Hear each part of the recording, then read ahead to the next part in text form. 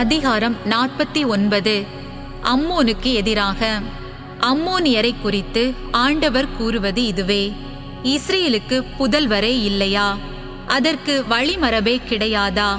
மில்கோம் காத்தை கைப்பற்றியது ஏன்? அவனுடைய மக்கள் அதன் நகர்களில் குடியிருப்பது ஏன்? இதோ நாட்கள் வருகின்றன என்கிறார் ஆண்டவர்.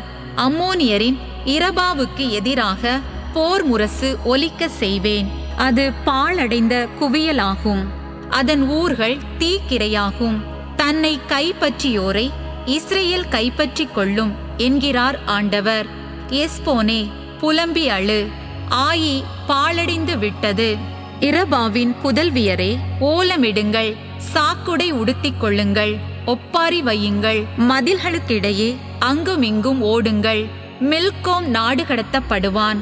அவனுடைய அர்ச்சகர்களும் தலைவர்களும் அவனோடு செல்வார்கள். பற்றுறுதி அற்ற மகளே, உன் பள்ளத்தாக்குகளை பற்றி, உன் செழிப்பான பள்ளத்தாக்குகளை பற்றி பெருமை பாராட்டுவானேன். உன் செல்வங்களில் நம்பிக்கை வைக்கின்றாய். எனக்கு எதிராய் எவன் வருவான் என சொல்லிக் கொள்கின்றாய்.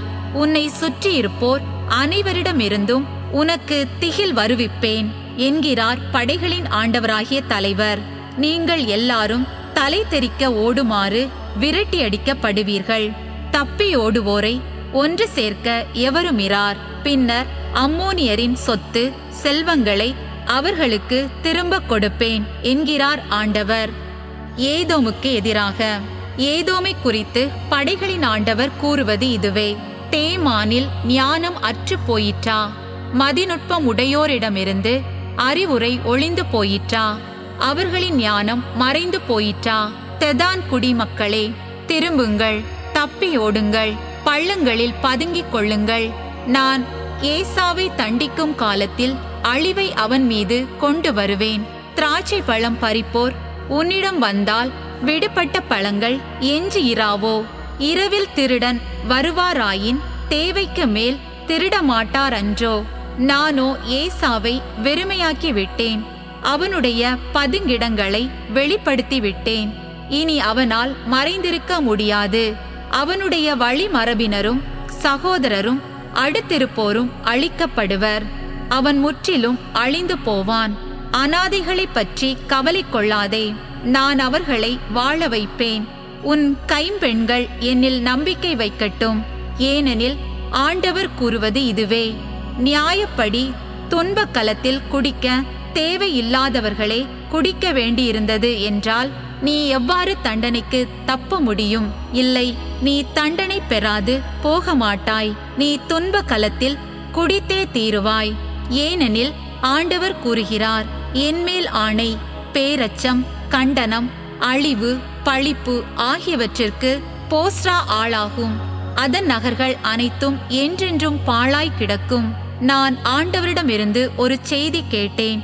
ஒன்று கூடுங்கள், அதனை எதிர்க்க வாருங்கள், போருக்கு புறப்படுங்கள் என சொல்லுமாறு மக்களினத்தாருக்கு ஒரு தூதுவர் அனுப்பப்பட்டுள்ளார். பார், மக்களினங்களுக்குள் உன்னை சிறியவனாய் ஆக்குவேன். மாந்தர் தம் இகழ்ச்சிக்கு நீ ஆளாவாய். பாறை இடுக்குகளில் வாழ்பவனே, குன்றின் உச்சியை பிடித்திருப்பவனே, நீ விளைவித்த அச்சமும் உன் உள்ளத்தின் இருமாப்பும் உன்னை ஏமாற்றிவிட்டன.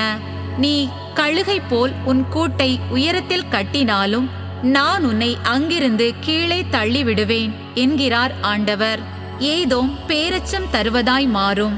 அதன் வழியே போகிறவர் எவரும் அதிர்ச்சி அடைவர். அதன் காயங்களைக் கண்டு ஏளனம் செய்வர். சோதோமும் கொமோராவும் அவற்றின் அண்டை நகர்களும் வீழ்த்தப்பட்ட பொழுது நிகழ்ந்தது போல் ஏதோமில் ஒருவனும் குடியிருக்க மாட்டார், எவரும் தங்க மாட்டார் என்கிறார் ஆண்டவர்.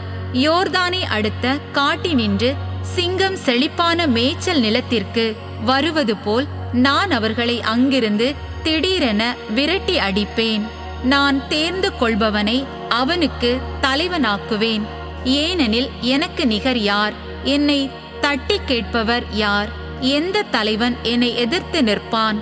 எனவே ஏதோமுக்கு எதிராக ஆண்டவர் தீட்டியுள்ள திட்டத்திற்கும் தேமானின் குடிகளுக்கும் எதிராக அவர் எடுத்துள்ள முடிவுகளுக்கும் செவி கொடுங்கள். மந்தையில் மிக சிறியனவும் திண்ணமாய் இழுத்து செல்லப்படும். ஆட்டுப்பட்டி அதைக் கண்டு உறுதியாய் திகைப்படையும். அவர்களது வீழ்ச்சியின் ஒலியால் நிலம் நடுங்கும். அவர்களது கூக்குரல் செங்கடல் வரை கேட்கும். இதோ கழுகை போல் ஒருவன் வானளாவ பறந்து கீழ்நோக்கி பாய்வான். தன் இறக்கைகளை அவன் போஸ்ராவின் மேல் விரிப்பான். ஏதோமின் படை வீரரது இதயம் பேறுகால பெண்ணின் இதயத்தைப் போல் அந்நாளில் துடிக்கும். தமஸ்குவுக்கு எதிராக. தமஸ்குவை குறித்து இறைவாக்கு. ஆமாத்தும் அர்பாதும் கலக்கம் அடைந்துள்ளன, ஏனெனில் அவை கெட்ட செய்தியை கேள்வியுற்றன. அச்சத்தால் அவை நடுங்குகின்றன. அமைதி அடைய வியலா கடலைப் போல் அவை தத்தளிக்கின்றன. தமஸ்கு தளர்ந்து விட்டது, அது தப்பியோட பார்க்கின்றது. கிளி அதனை பிடித்து கொண்டது. வேதனை துயரத்தின் பிடியில் பேறுகால பெண் தவிப்பது போல் அதுவும் தவிக்கின்றது. புகழ்பெற்ற நகர், மகிழ்ச்சி பொங்கும் நகர் கைவிடப்பட்டு கிடப்பதேன்? ஆதலால் அதன் இளைஞர்கள் தெருக்களில் வீழ்ந்து மடிவார்கள். அதன் படை வீரர்கள் அனைவரும் அந்நாளில் அழிக்கப்படுவார்கள் என்கிறார் படைகளின் ஆண்டவர். தமஸ்குவின் மதில்களில் தீ வைப்பேன், பெனதாதின் கோட்டைகளை அது சுட்டெரிக்கும். கேதார் ஆசோர் அரசுகளுக்கு எதிராக. பாபிலோனிய மன்னர் நெபுகத்நேசர் வீழ்த்திய கேதார் ஆசோர் அரசுகள் ஆகியவை பற்றி ஆண்டவர் கூறுவது இதுவே: புறப்படுங்கள், கேதாரை எதிர்த்து செல்லுங்கள், கீழ்த்திசை மக்களை அழித்தொழியுங்கள். அவர்களின் கூடாரங்களும் மந்தைகளும் பிடிபடும், கூடார துணிகளும் எல்லா தட்டுமுட்டுகளும் கைப்பற்றப்படும். அவர்களின் ஒட்டகங்களை அவர்களிடமிருந்து ஓட்டி செல்வர். எப்பக்கமும் ஒரே திகில் என மனிதர் ஓலமிடுவர். ஆசோரில் குடியிருப்போரே, தப்பி ஓடுங்கள், தொலைவாக ஓடிச் சென்று பள்ளங்களில் பதுங்கிக் கொள்ளுங்கள் என்கிறார் ஆண்டவர். உங்களுக்கு எதிராக பாபிலோனிய மன்னன் நெபுகத்நேசர் சதி திட்டம் தீட்டியுள்ளான். உங்களுக்கு எதிராக அவன் சூழ்ச்சி செய்துள்ளான். புறப்படுங்கள், கதவுகளோ தாட்பாள்களோ இன்றி அமைதியோடும் பாதுகாப்போடும் தனித்து வாழும் மக்களினத்தாருக்கு எதிராக முன்னேறி செல்லுங்கள் என்கிறார் ஆண்டவர். அவர்களுடைய ஒட்டகங்கள் கொள்ளையடிக்கப்படும், அவர்களின் எண்ணற்ற மந்தைகள் பறிமுதலாகும். முன் தலையை மழித்து கொள்ளும் மக்களை காற்றில் பறக்க விடுவேன். எப்பக்கம் இருந்தும் அவர்கள் மேல் அழிவை கொணர்வேன் என்கிறார் ஆண்டவர். ஆசோர் குள்ளநரிகளின் உறைவிடமாகும், அது என்றும் பாழடைந்து கிடக்கும். அங்கு எவரும் குடியிருக்க மாட்டார், அதில் எவரும் தங்கவும் மாட்டார். ஏலாமுக்கு எதிராக. யூதாவின் அரசன் செதேக்கியாவினுடைய ஆட்சியின் தொடக்கத்தில் ஏலாமை குறித்து இறைவாக்கினர் எரேமியாவுக்கு ஆண்டவர் அருளிய வாக்கு. படைகளின் ஆண்டவர் கூறுவது இதுவே: ஏலாமின் வலிமைக்கு ஆதாரமான வில்லை முறித்து போடுவேன். வானத்தின் 4 திசைகளினின்று 4 வகை காற்றுகளை ஏலாம் மீது வரவழைப்பேன். இந்த எல்லா காற்றுகளினாலும் அவர்களை சிதறடிப்பேன். ஏலாமினின்று விரட்டியடிக்கப்பட்டோர் சென்றடையாத நாடே இராது. ஏலாமின் எதிரிகள் முன்னும் அதன் உயிரை பறிக்க தேடுவோர் முன்னும் நான் அதை நடுங்க செய்வேன். அவர்கள் மேல் தண்டனை வருவிப்பேன், அவர்கள் மேல் என் சினம் மூண்டெழும் என்கிறார் ஆண்டவர். அவர்களை முற்றிலும் அழித்து தீர்க்கும் வரை அவர்களை பின்தொடருமாறு வாளை அனுப்பி வைப்பேன்.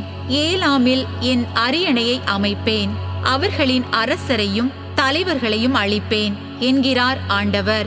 ஆயினும் இறுதி நாட்களில் நான் ஏலாமை அடிமைத்தனத்தினின்று திரும்ப கொணர்வேன் என்கிறார் ஆண்டவர்.